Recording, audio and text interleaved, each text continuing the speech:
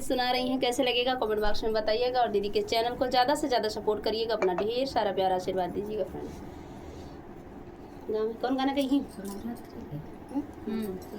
चाहे जौन गाना गाँव में रात्रि गाई लेंगे।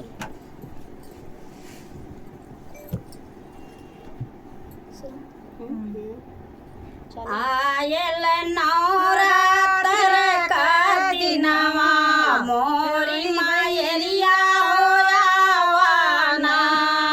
आयल नवरात्र का दिनवा मोरी मायरिया होयावाना।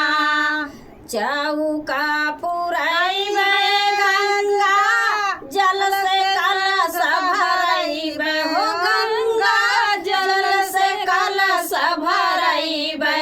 चुनी चुनी ले अइबे सुमनवा, चुनी चुनी ले अइबे सुमनवा।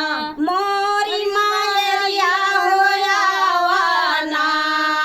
आयल नवरात्र के दिनवा मोरी मायरिया होयावाना। आयल नवरात्र के दिनवा मोरी मायरिया होयावाना। चंदन काठे कई पिढ़ैया आई के बैठा हमारी मैया हो, आई के बैठा हमारी मैया। रहिया ताकता नयनवा, रहिया ताकता नयनवा। मोरी मायरिया होयावाना। रहिया ताकता नयनवा मोरी मायरिया होयावाना।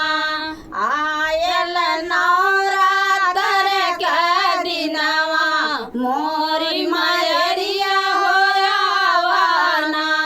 आयल नवरात्र के दिनवा मोरी मायरिया होयावाना। हलुआ पूड़ी खीर खियैबे, नारियर चुनरी भेंट चढ़ैबे, हरियर चुनरी भेंट चढ़ैबे। मृदंग बाजा बाजे बजनवा, मृदंग बाजा बाजे बजनवा। मोरी मायरिया होयावाना। आयल नवरात्र के दिनवा मोरी मायरिया होयावाना। आयल नवरात्र के दिनवा मोरी मायरिया होयावाना। भावना सजैबे तन मन धन सब अर्पण करबै हो, तन मन धन सब अर्पण करबै।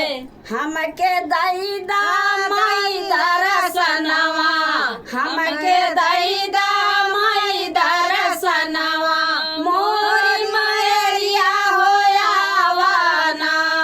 आयल नवरात्र के दिनवा मोरी मायरिया होयावाना। आयल नवरात्र के दिनवा मोरी मायरिया होयावाना। तो फ्रेंड गीत कैसा लगा माता रानी का आप लोग बताइएगा। और दीदी के चैनल को सपोर्ट करिएगा, अपना ढेर सारा प्यारा आशीर्वाद दीजिएगा।